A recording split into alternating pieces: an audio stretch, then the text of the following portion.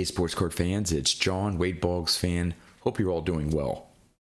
Well, as you can tell by the title of this video, this is going to be my 2024 YouTube Sports Card Hall of Fame nomination video. Now, this is the fourth year that I've been able to do a nomination video for the YouTube Sports Card Hall of Fame.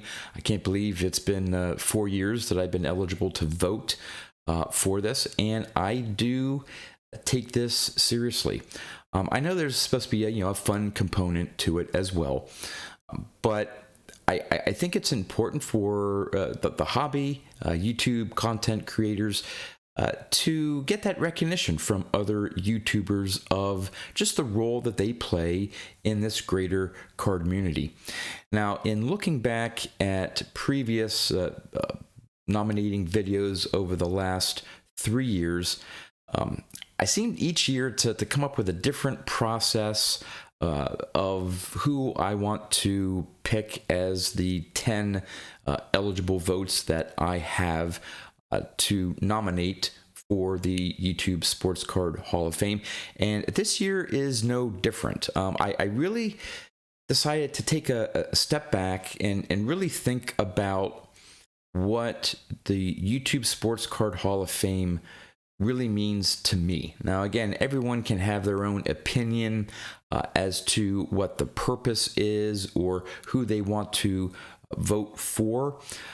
But again, I looked at it as what do I feel are the qualities or different aspects of a YouTube creator that I feel deserves that higher recognition.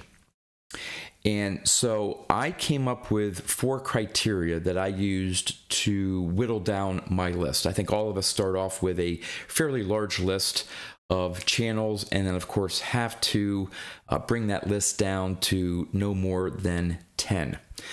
Now, before I get into those 4 criteria, I do want to mention the one area that I did not use to decide which 10 channels I wanted to nominate, and that is their collection.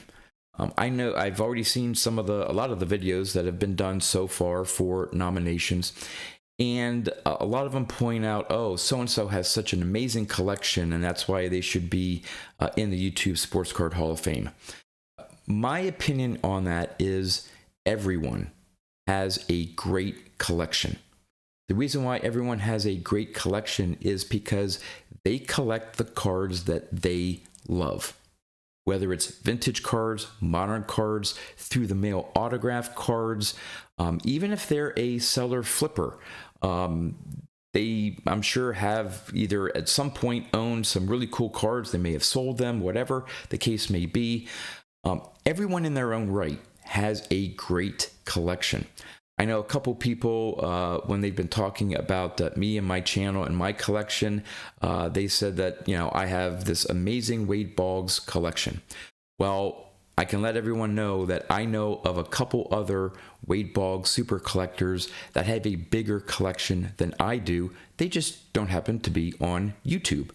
So there's always going to be someone out there that has a bigger, better collection, but everyone in their own right has a great collection. So I'm not going to base my votes on who I think has a really great collection of X, Y, or Z, because in my opinion, they're all great. All right, so that's off the table there. So the 4 criteria, one of the 4 I put a lot more weight toward, and the first one is community involvement. To me, we're talking about the sports card community and those that are involved in the community. But I want to talk about the term community here for just a little bit. I think in some cases the term community can mean different things. In my mind, there's a large community. When you think about all the millions of channels on YouTube, the sports card community as a whole represents a really, really small part, but it is a general community of those that create content surrounding sports cards. Now, within that larger community are sort of sub-communities. I don't want to use the word clique, but in my nomenclature, my thought process, there are sub-communities. Everyone has a little niche or focus or an interest within general sports cards. There's those that predominantly like vintage sports cards. Some are into modern sports cards. Some like the investment flipping aspect. Some, their channel is devoted to more of the news or what's happening within the hobby. Some of them do through the mail autographs, and that's their little community. And within each sub-community, you get to know each other, and you become friends with some. And so I know one of the controversies or the negative comments that are out there regarding this whole YouTube Sports Card Hall of Fame is, oh, you just vote for your friends. And others have made this rebuttal as well, so I don't claim to be unique in this. But I think it's only natural that most of us find ourselves in a particular sub-community. Now, some of us may go into another community. Maybe our interests are broad enough where we watch channels in other areas and that we enjoy them, and maybe even make some friendships through other sub-communities. But for the most part, I think we just generally tend to go into one of multiple sub-communities. And I think it's only natural that we're more familiar with those types of channels. We interact more with those types of channels and get to know those YouTube content creators within those sub-communities. So for those of you who are watching this and who may not be into vintage baseball cards or player collections like I am with my Wade Boggs collection, maybe you are a TTMer, maybe you are a flipper investor, maybe your channel is devoted to hobby news. My suggestion to you is vote.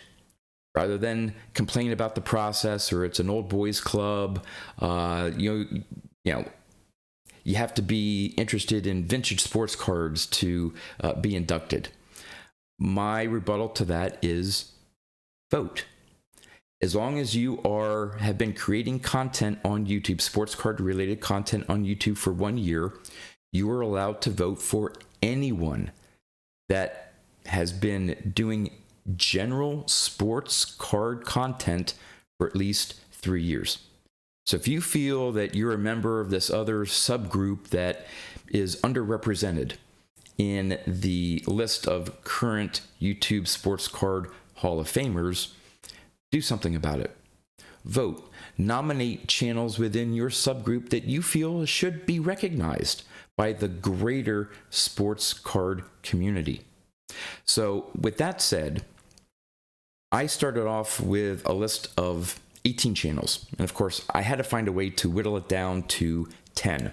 And honestly, I probably, if I really, sat down and really thought about it, I could probably have added another 10 or 15 or 20 to that initial 18. All right. But so the one area that I put more weight to is community involvement. Those channels that are involved, that are make themselves part of the community.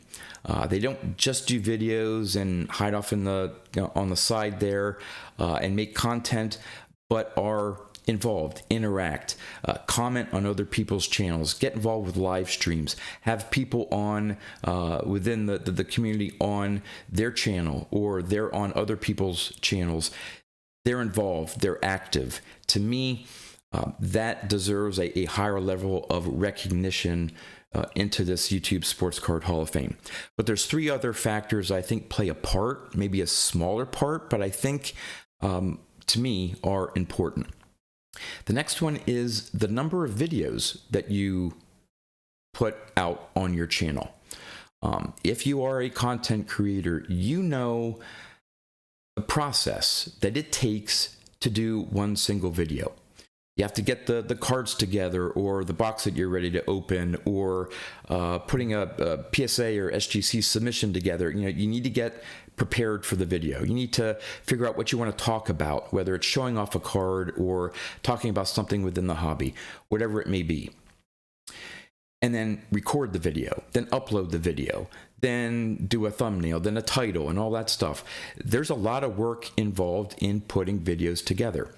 So for me, channels that have a higher number of videos that they put out just shows their interest in participating. It's a way to participate within the hobby, is creating content. All right, because by doing a video, you put yourself out there, you talk about a specific topic, you show off some cards, whatever the case may be, and you get that interaction. You get people commenting on your videos, and that's how you interact within the community. So to me, the more videos that you do just shows that level of commitment that you have within the sports card grader community, okay, and also within your sub community. So that's another factor I considered. Another one, obviously, is the length of time that you've been doing videos. As I mentioned, it takes a lot of work and effort to consistently do videos. And to do it year after year after year after year, again, just shows that level of commitment and interest within the hobby and the interactions on YouTube. And the last one, I know I may get a little pushback on this, and it's not the end all and be all. It may be a small portion here, but I think the number of subscribers that a channel has says something about that channel, that YouTuber, the content that they create. If a channel has a good number of subscribers, now again, we're a small general group here in the grand scheme of YouTube. So, there are a lot of channels out there that haven't even reached, 1,000 subscribers. That's just the nature of our little niche within YouTube. Now, there are some channels that have a few thousand videos or subscribers, and there are very few that have a tremendous amount of subscribers, right? But I think in general, the number of subscribers tells me that the content that you're creating, a lot of people are interested in it, so much so that they subscribe to your channel because they want to be aware of the next video that you put out. So again, all those four aspects that I talk about played into my decision-making process, weighing the community involvement heavier than the other ones, but they all play a part. So again, as I said, I started off with a list of 18. And again, I had to find a way to whittle it down to 10. And I did come up with my 10. Now, as it turned out, let's see, 1, 2, 3, 4, 5, 6.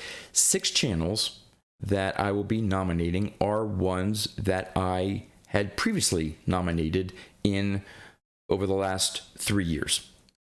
So to me, that signaled that, okay, I'm doing this process right, because I already recognized those channels before, and with this new methodology, they still sort of rose to the top. There are 2 channels that have been eligible that I didn't vote for that now made my list, which again is a nice confirmation that I'm taking a good broad look at all the channels that are out there. And then there are 2 that are newly eligible that have just met that 3-year mark. So I don't have, I think Scotty Tradition mentioned that you almost can't help but, have that new channel bias. I don't think it necessarily meant that, because they were new, I wanted to vote for them. Again, multiple factors came into play here, and it just turned out that 2 of the channels happened to be newly eligible for voting. So what I'm going to do is, now before I get to the 10 that I want to nominate, and I apologize for this being a fairly long video, but again, I think it was important for me to describe my thoughts about the YouTube Sports Card Hall of Fame, what it means to me, what I think it means for the hobby. and to explain my decision-making process. But before I get to the 10, in previous nominating videos, I did either a Hall of Very Good, or I gave some shout outs to the channels that just missed the 10 that I have to vote for. I decided not to do that this year. And the reason being is, as I said, I started off with 18. It could have been 28, it could have been 38.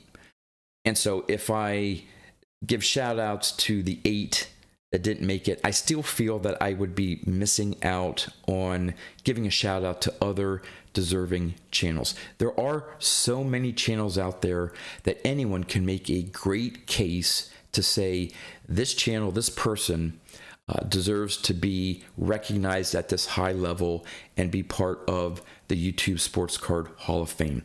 So I don't want to exclude anyone, but just know that if you did not make my top 10, just know that if I'm subscribed to your channel, if I'm watching your channel, I enjoy your content. I enjoy your participation in this greater community. And when I say greater community, I subscribe to a great number of channels, don't necessarily watch all of their videos, but I watch some news content videos. I watch some TTM videos. I watch some videos mainly devoted to some modern cards. So, the bulk of mine, yes, are devoted to the vintage sports cards, because that's my main interest, along with, of course, Wade Boggs. But I do venture into those other sub-communities. So if I watch your videos, I always give a thumbs up. Just know that keep creating content. Keep doing what you're doing. You're a great part of this greater YouTube community. All right. Now, I'm done, I think, with all I have to say here. So here are my 10 votes for the 2024 YouTube Sports Card Hall of Fame. No particular order. I just ranked them alphabetically. And I'm not going to go into detail of each channel. As I said, they meet all these 4 criteria in one way or another. And just these 10 just rose to the top. So my first nomination is Eric for Leaf Cards. My second nomination is Scott, Big Scott 35. My next nomination, he may not appreciate it, hopefully he does, Carlos, because I'm Carlos. The next one, Brandon's baseball cards. The next one is a newly eligible nominee, and that's Donnie Livestream, Dawn Fields of Dreams cards. The next one is one that I think has been eligible. I'm pretty sure has been eligible. Let me just check my list here. Yes, has been eligible, although I hadn't voted for him in the past, but he made my list, and that is Eddie's Cardboard Chaos. The next one is Mike, Hitman 23.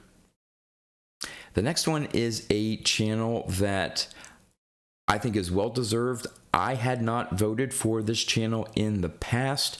He was just on the cusp of making it last year. I think he's going to make it this year, and it will be well-deserved, and that's Jimmy Guns. The next one is one that has been eligible as well. I voted for him in the past, and that is Ken's Cardboard. And the last one is my second newly eligible channel, and that is Terry, TJ Maxx Vintage Cards and Nostalgia. So there are my 10 choices, my 10 nominations for the 2024 YouTube Sports Card Hall of Fame. Again, if you are a content creator and have been creating sports card content for at least a year, please vote. Vote for the channels that you feel should have that higher recognition within the greater sports card community. I liken this whole process, and those who complain about or don't like this Hall of Fame thing that we have going on here is someone complaining about the current party that may be in power, the political party. Oh, this president is terrible and blah, blah, blah.